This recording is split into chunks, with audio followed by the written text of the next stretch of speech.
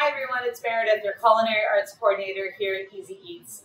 Today we're going to be making a really simple bread called soda bread. It's a traditional Irish, American Irish bread that's served normally this time of year right with your corned beef and cabbage. Before we get started, please wash your hands, pull up your hair, and if you can't social distance, grab a mask. We'll see you in a moment. So soda bread is not only simple to make, but it does not take a lot of ingredients. You're going to use 2 cups of all-purpose flour.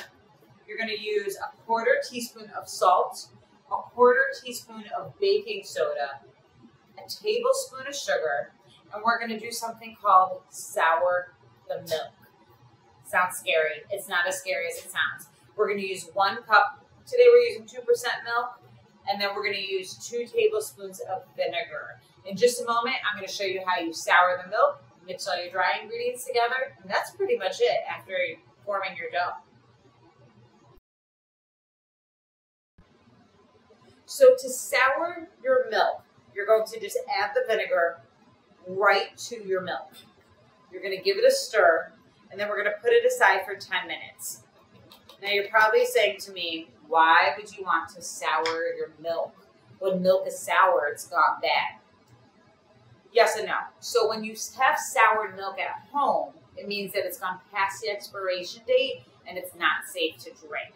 But if you are controlling your milk and souring the process, you can make something that's actually good. When you sour the milk, it's something called acidification. What does that long word mean? It just basically means that we're going to have the milk thicken up and curdle, separating the milk fat from the water product.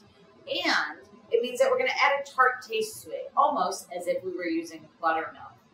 You can see already it's starting to get a little bit thicker, almost like yogurt, and it's starting to separate, which is awesome. So in about 10 minutes, we're going to add that to our bread, and it's going to give it a delicious flavor. Until then, we're going to add our salt, our baking soda, and our sugar to the flour mixture. Taking that same spoon, just mix it up. And I'll see you in 10 minutes. So we've soured our milk. And again, all that means is we are separating the milk product. And we're getting almost, it looks like cottage cheese in there. That is a good thing. We're going to pour this slowly into our flour mixture. This is going to give the bread flavor. It's going to give it a thickness. Just going to pour that right in there. And it's going to help our bread have almost an artisan look to it, with a crunchy outside and a soft, warm inside. So we're just going to mix this up, almost like cake batter.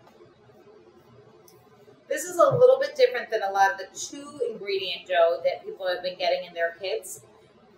That's made with yogurt and self-rising flour, so that always has a little bit of a different consistency than when you make a batter or dough from scratch in a different capacity.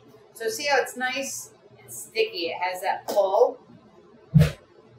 We are going to take a little bit of flour, put it on the surface here. You can use a cutting board, you can use your countertop, just make sure it's clean.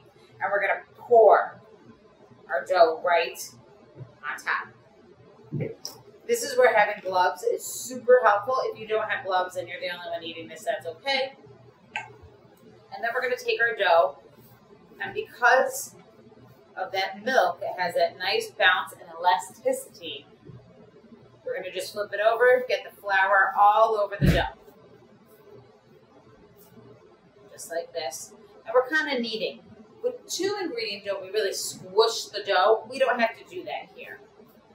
And we're going to form this almost into a ball, a rounder shape. And we're going to pick it up and transfer it right onto a baking sheet. I'm using parchment paper. You could use cooking spray if you wanted. Just something to make sure it doesn't stick to the bottom of the surface. Now, we used baking soda, and then again, we soured that milk. So there's going to be actually some gases that form in the dough that's naturally happening.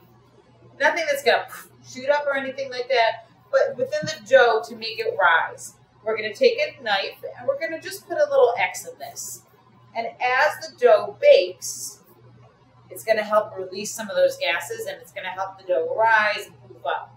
We're going to put this in the oven for 40 minutes at 400 degrees.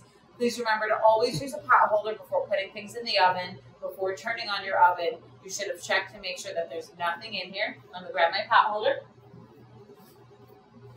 Making sure no one's around, we're going to open up our oven door, place the baking tray right inside. We will see you in 40 minutes. So it's been 40 minutes. We've taken our bread out of the oven. I did let this sit for a few minutes just so when I show you what it's like when we cut it, I'm not burning my hand. But as you can see, this bread has a beautiful bottom here that's nice and brown. You see that flour on top, that's good. It's like an artisan bread. It has a nice crunchy coating on top. When we cut into the bread, we're really gonna have to push on the bottom because it does have that crisp bottom here. We're gonna gently push down on our bread. And as you can see, the inside of it is soft. This one is really, really hot because it came out of the oven. Butter and melt really nicely on this. This is the type of bread that you'd want to scoop to make as a soup bread bowl with maybe some broccoli cheddar soup. Or, like I said before, it's traditionally served with corned beef and cabbage because it's that nice thick bread that you can soak up all those delicious juices with. And you could also make a Reuben with this if you didn't want to use rye bread. You could use this delicious soda bread. So that's one of our breads that we're going to be making here at Easy Eats. Super, super simple to do. Few ingredients, hardly anything in the kitchen. Anyone could make bread at home. Don't forget, with Easy Eats, cooking should be fun and easy for everyone.